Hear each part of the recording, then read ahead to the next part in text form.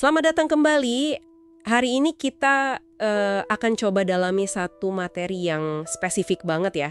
Ini dari transkrip video YouTube. Judulnya panjang nih, 10 urutan peristiwa yang terjadi sebelum kiamat harus diketahui part full. Ustadz Zulkifli Ali, kanalnya Hijrah Fest Official. Jadi misi kita yaitu menyarikan poin-poin penting dari Ustadz Zulkifli Ali soal fase sejarah akhir zaman menurut beliau ini. Oke, kita coba bedah bareng-bareng ya. Iya, betul. Sumber ini memang menyajikan semacam kerangka waktu ya, eskatologi Islam yang lumayan rinci. Jadi intinya itu, sejarah umat Islam setelah Nabi Muhammad wafat, itu dibagi-bagi jadi periode khusus. Dan narasi di video ini mencoba menghubungkan teks agama dengan ya peristiwa zaman sekarang dan prediksi ke depan gitu. Nah, yang jadi dasar utamanya itu pembagian sejarah jadi 5 fase. 5 fase ya, bisa jelasin dikit nggak fase mana aja yang udah lewat, terus kita katanya di fase mana nih sekarang menurut Zulkifli? Bisa. Jadi, menurut beliau, di sumber ini, fase pertama itu jelas. Masa kenabian Nabi Muhammad SAW.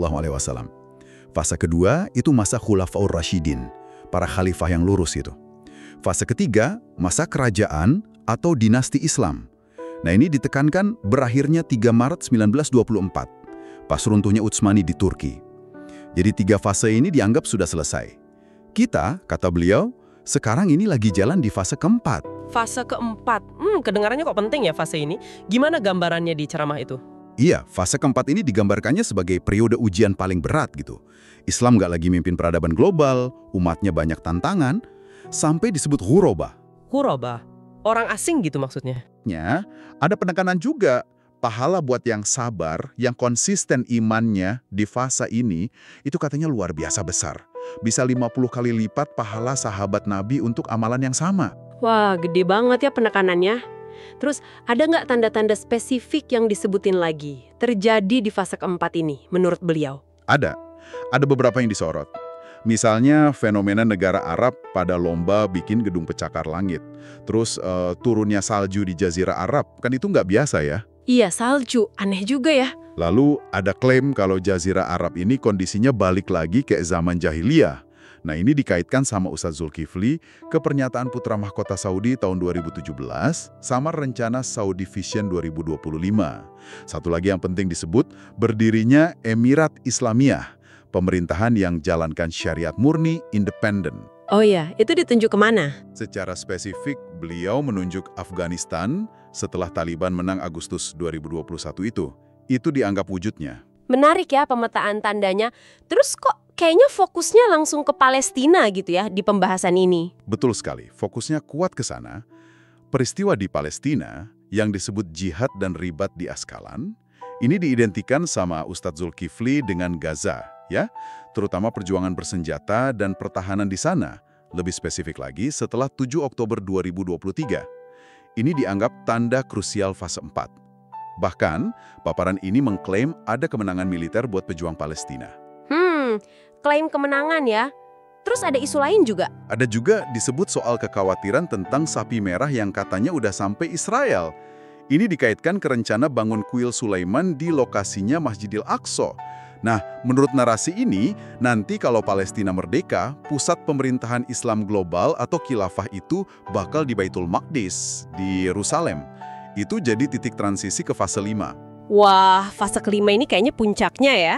Tapi sebelum ke sana, setelah Palestina merdeka dan khilafah berdiri di Baitul Maqdis, menurut ramalan ini, apalagi yang bakal terjadi? Rangkaian peristiwanya gimana? Nah, ini bagian yang cukup intens ya di paparannya.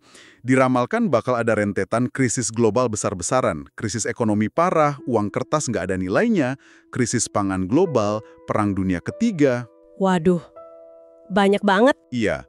Terus bencana alam masif di banyak tempat sekaligus, wabah penyakit mematikan, perebutan kekuasaan, termasuk disebut potensi konflik di Arab Saudi setelah Raja Salman, sampai runtuhnya negara besar kayak Israel, Amerika, Eropa, terus kekacauan meluas di mana-mana. Ngeri juga ya rangkaiannya. Tapi tadi kayaknya ada disebut wilayah yang malah aman di tengah kekacauan itu. Benar. Justru wilayah Syam ini mencakup Palestina, Suria, Yordania, Lebanon, ya secara historis, Itu malah disebut bakal jadi tempat paling aman di bumi pas masa itu. Penceramah bahkan kutip hadis yang anjurkan buat hijrah ke Syam kalau zaman itu datang. Jadi kayak kebalik gitu kondisinya. Oke, lalu di ujungnya nih, apa pesan utama atau seruan buat kita, buat pendengar, dari paparan Ustadz Zulkifli ini? Pesannya jelas banget. Ajakan buat dukung perjuangan Palestina. Tapi ditekankan, dukungannya itu sekarang, sebelum merdeka. Bentuk dukungannya dirinci. Pertama, doa terus-menerus. Kedua, sebarin info yang benar soal Palestina.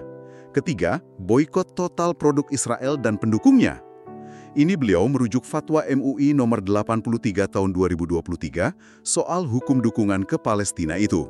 Oke, doa, info, boikot. Ada lagi? Keempat, donasi atau infak, fisabilillah, di jalan Allah. Ditekankan banget kalau dukungan sekarang ini pahalanya luar biasa besar. Bahkan diklaim bisa hapus dosa, jamin surga, ngelahin amal soleh lain di waktu sekarang ini. Jadi, kalau kita rangkum nih ya, inti pandangan Ustadz Zulkifli di sumber ini, sejarah dibagi 5 fase. Kita di fase keempat yang berat dengan tanda-tanda spesifiknya, terutama soal Arab, Afghanistan, Palestina. Terus ada prediksi rentetan peristiwa dahsyat setelah Palestina merdeka nanti menuju fase kelima.